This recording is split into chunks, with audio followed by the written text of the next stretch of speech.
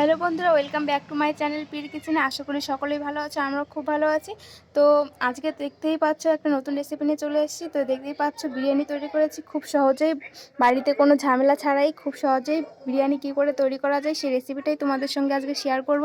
তো দেখতে থাকো পুরোপুরি ভিডিওটি, একদম স্কিপ না করে পুরোপুরি ভিডিওটি দেখার অনুরোধ রইল।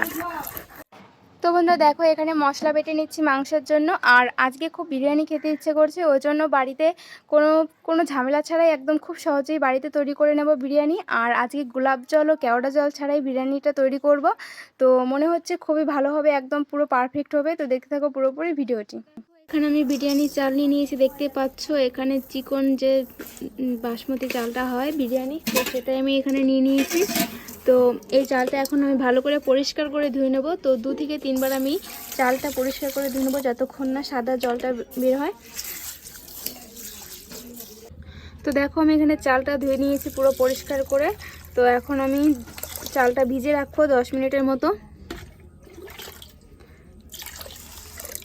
তো দেখতেই পাচ্ছ একদম পরিষ্কার জল। তো এরকম পরিষ্কার করে চালটা ধুয়ে নিতে হবে, তাহলে ভাতটা খুব সুন্দর হবে। তো দেখো, এখন আমি এখানে মাংস রান্না করছি। তো ওদিকে চালটা ভিজে রেখে দিয়েছি 10 মিনিটের জন্য। আর এখানে আমি মাংসতে সব মশলা এখন মেখে নেব। তো এখানে দিয়ে দিয়েছি গোটা রসুন, পেঁয়াজ কুচি, জিরে বাটা, ধনে বাটা, শুকনো লঙ্কা বাটা, আদা বাটা। তো এরপর এখানে দিয়ে দেব নুন, আর দিয়ে দিয়েছি 2টো তেজপাতা চিড়ে দিয়ে দিয়েছি। আর এখন দিয়ে দেবো স্বাদ মতো নুন। তো এখানে স্বাদ মতো নুন দিয়ে দিচ্ছি। এরপর দিয়ে দেবো হলুদ গুঁড়ো। তো দেখো, এখানে সব মশলা দিয়ে দিয়েছি। এরপর এখানে তেল দিয়ে দিচ্ছি পরিমাণ মতো। তো পরিমাণ মতো সব কিছু দিয়ে তারপর আমি এখন মাংসটা ভালো করে মেখে নেব।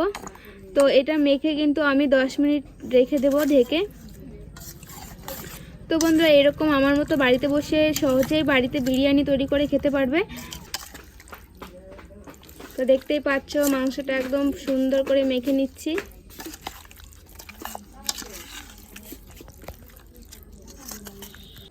তো দেখো, মাংসটা একদম পুরোপুরি মাখানো হয়ে গেছে, দেখতেই পাচ্ছ সুন্দর করে মেখে নিয়েছি। তো এরকম করে মেখে তারপর আমি এখানে 10 মিনিটের জন্য ঢেকে রেখে দিচ্ছি। তো বন্ধুরা দেখো, এখানে বিরিয়ানির ভাতটা রান্না করব। তো এখানে হাঁড়ি বসিয়ে দিয়েছি। তো হাঁড়িতেই এখন ভাতটা রান্না করব। তো এখানে জলটা কিন্তু একদম বেশি দিতে হবে, তাহলে বিরিয়ানির ভাতটা একদম লেগে যাবে না, ঝরঝরা হবে। তো দেখো, এখানে জলটা গরম হচ্ছে। তো এখন আমি এখানে এক এক করে সব উপকরণ দিয়ে দেবো। তো এখানে 2টো তেজপাতা দিয়ে দিচ্ছি। তারপর এখানে দিয়ে দিচ্ছি 2টো এলাচ, দারচিনি, লবঙ্গ। তো এগুলো এখন দিয়ে দিচ্ছি।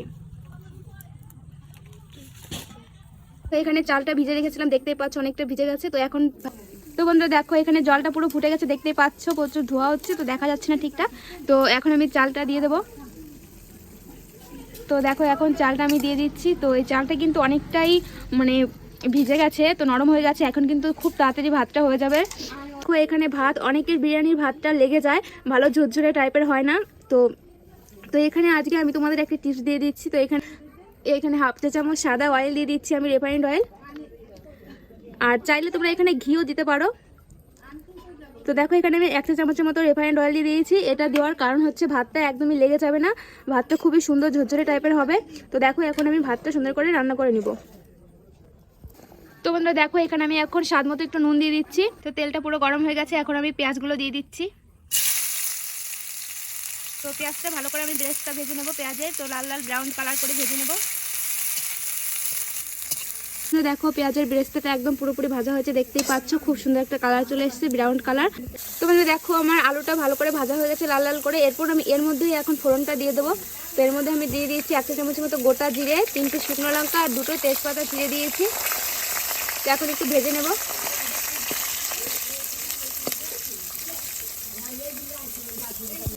তো এখন আমি মাংসটা দিয়ে দেবো। তো আমার সব কিছু ভাজা হয়ে গেছে পুরোপুরি।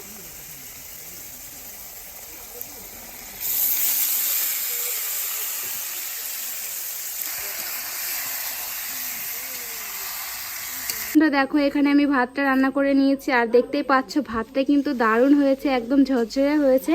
আর একটা ভাতের সঙ্গেও কিন্তু একটা ভাত লাগেনি, দেখতেই পাচ্ছ। তো এরকম ভাতের ভিতরে একটু তেল বা ঘি দিয়ে দিলে তাহলে ভাতটা কিন্তু খুবই সুন্দর হয়। তো দেখতে পাচ্ছ সব ভাত আমি এখানে নিয়ে নিয়েছি। এরপর আমি মাংস রান্নাটা হচ্ছে, তো তারপর আমি দমে বসাবো। তো বন্ধুরা দেখো এখানে মাংসটা কষানো প্রায় হয়ে এসছে, দেখতেই পাচ্ছ খুব সুন্দর একটা কালার এসছে।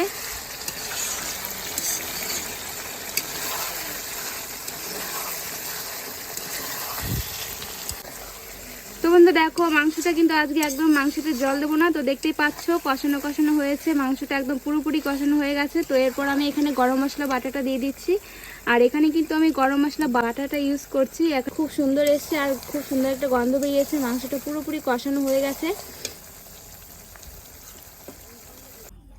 তো আমি দিয়ে দিয়েছি এখানে ঘি, তো ঘিটা একটু পুরো কড়াইতে একটু ব্রাশ করে নিচ্ছি।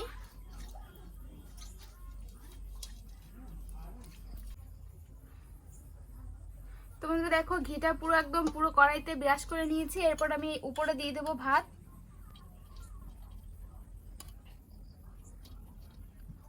দিয়ে দিচ্ছি। তো দেখো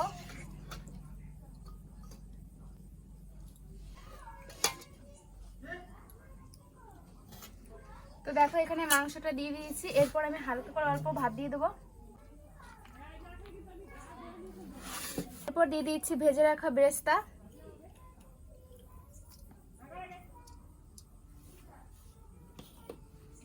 সানরাইসের গুঁড়ো বিরিয়ানি মশলা,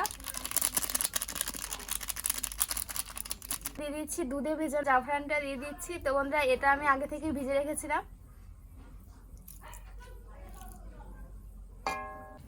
তো আমার একটা লেয়ার এখানে দেওয়া হয়ে গেছে। এরপর আমি আবার ভাত দিয়ে দিচ্ছি।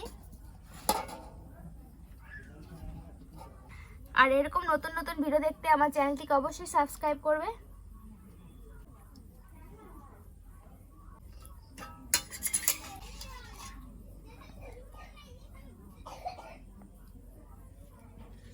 এরপর দিয়ে দিচ্ছি ভেজে রাখা বেরেস্তা।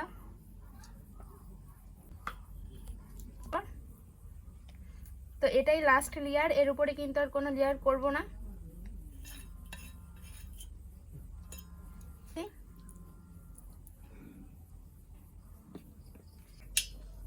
মতো আতর দিয়ে দিচ্ছি।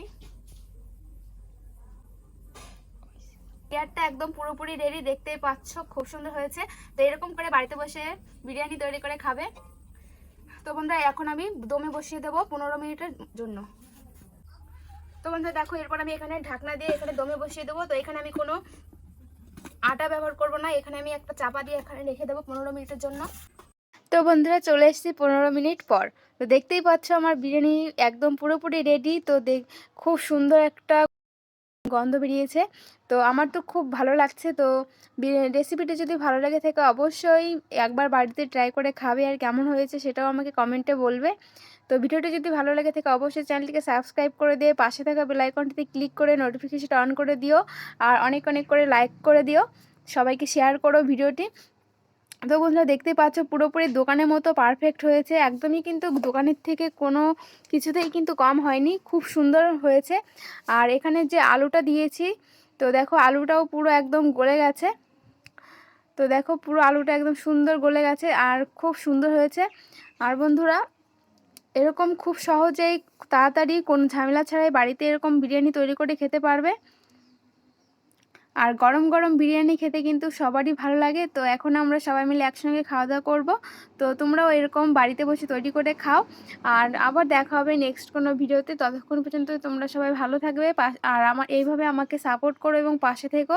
তো আবার দেখা হবে নেক্সট কোনো ভিডিওতে। তো টাটা।